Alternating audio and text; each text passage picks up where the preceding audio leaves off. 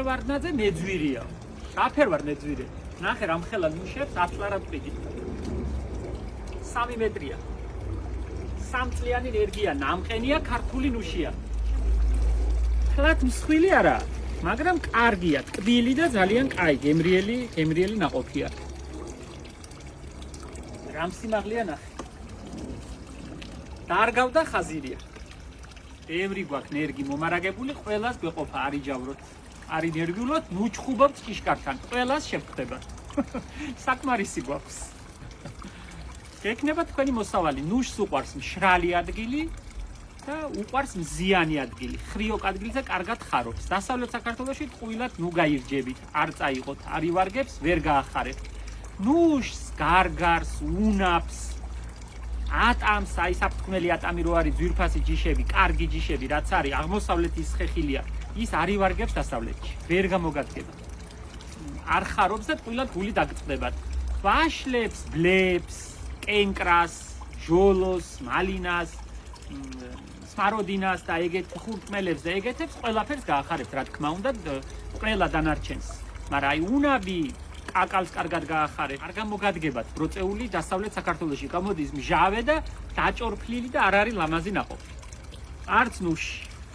ნუში აღმოსავლეთ საქართველოდან წაიღეთ და დასავლეთის ხილი და მოსავალი აქეთ. ასე. მართლა კაი ენერგებია. რეკლამა იქით იყოს. არაჩვეულებრივად კარგი ენერგია.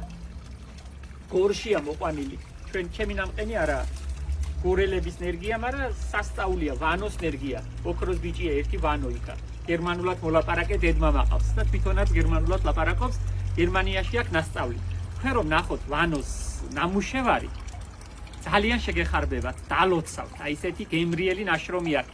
ერთი სარეველა მის ენერგიაში არა.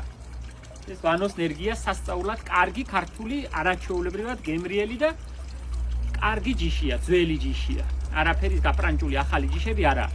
ამ ახალი ჯიშების და ძველი ჯიშების შეჯიბრი ახლა რაში მდგომარეობს? ახალი ჯიშები მოყავთ უფრო პლანტაციებად ვინც რგავს, დიდ მეურნეობებს ვინც აკეთებს. 3 ცალი რომ მინდა, 2 ცალი და 5 ცალი ხეხილი, რომელსაც ვერ მივაქცევ ყურადღებას, ვერ შევასხურებ.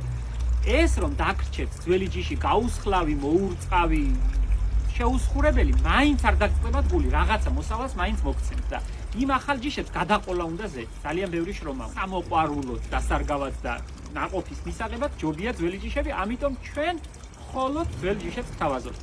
რაფერ მიყურებთ იქიდან კამელია წამოშევხედოთ. ნახე როგორ აყვავებდა. შეხედე რა ლამაზი. ნახე. გეგონება მიაბეს, ისე ყვავის. ჯერ ცივა მაინც, მაგრამ მაინც ნახე როგორედია. რა ლამაზი ფუნჩულაა და საყვარელი.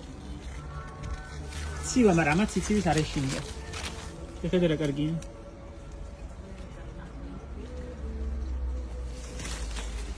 მიყურებდა და დამიძახა.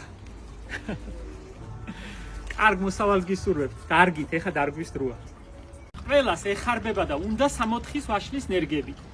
გინახავთ თქვენ ჩვენი ვიდეოები იმ ჯიშის 64-ის ვაშლებზე, რომლებიც ყვავის კი არა, მწიფს დეკემბერში, ნოემბერში, აი საახალწლოდ შარშანდელი ნაყოფები ამ ნერგებს ჯერ კიდევ ასხიათ, ნახეთ?